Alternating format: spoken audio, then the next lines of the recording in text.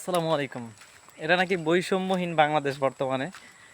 যে আদালত বরিশালের যে আমাদের নায়েবে আমির সাহেব মুফতি ফয়জুল করিম সাহেব, তার রিট, তার আদালতে মামলা খারিজ করে দিল।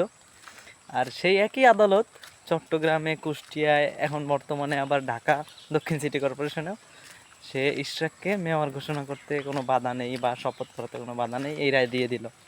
এখন আপনি বলেন, বাংলাদেশে ইসলামপন্থীদের উত্থান কখনোই কোনো সরকারই চায়নি বা চাবেও না। কোনো সেকুলারিজম, এই যে আইন প্রণেতারা, এরা কখনোই চায় না কোনো ইসলামিক মাইন্ডের লোক বড় কোনো পদে আসুক, বড় কোনো ক্ষমতায় আসুক, এটা কখনোই এটা চায় না। এতদিন যারা নির্বাচন অবৈধ অবৈধ বলে মুখে ফেনা তুলে ফেলেছিল, এখন তারাও নাকি সেই অবৈধ নির্বাচনের বৈধ মেয়র হতে চায়। কতটা হাস্যকর বিষয় না? এখন দেখেন, যদি তাই হয় যে সেই অবৈধ নির্বাচনের এখন মেয়র তাকে দিতে হবে, তাহলে ভাই এক সিটিতে বা দুই সিটিতে, তিন সিটিতে কেন, সব জায়গায় দেন। আপনারা শুধু বিএনপি পন্থী যারা ছিল তাদের কেন দিচ্ছেন? অন্য অন্য পন্থীরা যারা ছিল, সেকেন্ড লেভেলে ছিল, তাদের কেন দিচ্ছেন না? বরিশালে কি সমস্যা আপনাদের? বরিশালে ফয়জুল করিম সাহেবকে মেয়র কেন দিচ্ছেন না? কেন আদালতের মামলা যে রিট, এটা খারিজ করে দিন? এর কারণটা কি? এর সুস্পষ্ট ব্যাখ্যা দিন।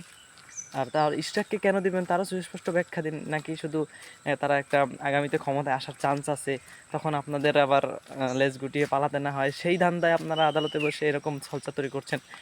আমি মনে করি যে বর্তমানে বরিশালবাসীর এতটুকু ক্ষমতা আছে ইসলামী আন্দোলন বাংলাদেশে, যে বরিশালকে অচল করে দেওয়া। তারাও তাদের ন্যায্য দাবি তুলুক এবং বরিশালেও তাদের দাবি মানতে বাধ্য হবে ইনশাল্লাহ।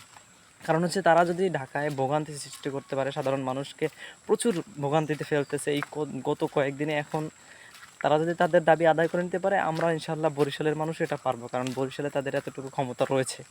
তাই আমি বলবো যে ইসলামী আন্দোলন বাংলাদেশ থেকে এই ঘোষণাটা আসুক, বরিশালে তাদের ন্যায্যতা তারা বুঝে নিক।